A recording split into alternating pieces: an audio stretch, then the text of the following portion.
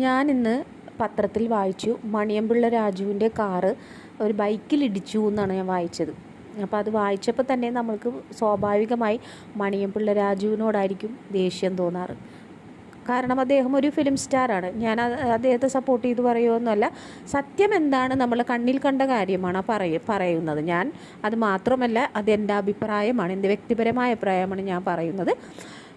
Maniyanpilla രാജുവിൻ്റെ car പോയി ഇടിക്കുകയല്ല ചെയ്തത്. നമുക്ക് CCTV ദൃശ്യത്തിൽ കാണാം. ആ ബൈക്ക് സ്പീഡിന് വന്ന് ആ കാറിൽ മുട്ടിപ്പോയതാണ്.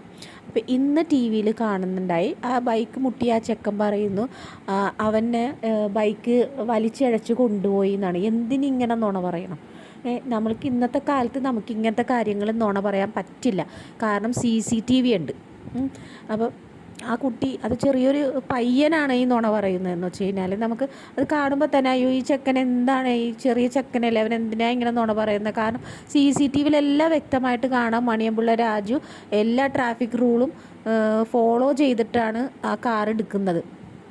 ഈ ചെക്കൻ ഭയങ്കര സ്പീഡിൽ വന്നിട്ട് അത് കാറ് മുന്നോട്ട് വന്ന കണ്ടുകൊണ്ടും ആ സ്പീഡിന് പോകുന്നതാണ്. അതൊക്കെ തെറ്റാണ്. അപ്പോൾ ഇതെല്ലാം CCTV-യിൽ കണ്ടിരിക്കുകയാണ് ഈ നുണ പറയുന്നത്. ഇതൊക്കെ എൻ്റെ അഭിപ്രായം മാത്രമാണ്. ഓരോരുത്തർക്ക് പല അഭിപ്രായങ്ങളുണ്ടാവും.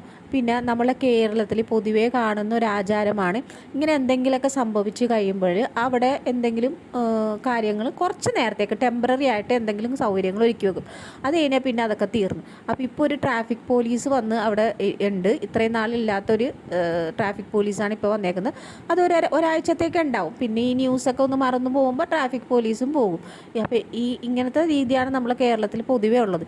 ഈ രീതികളൊക്കെ മാറിയാൽ മാത്രമേ ഒരു പരിധി വരെ നമ്മളുടെ കേരളം രക്ഷപ്പെടുള്ളൂ, അല്ലേ?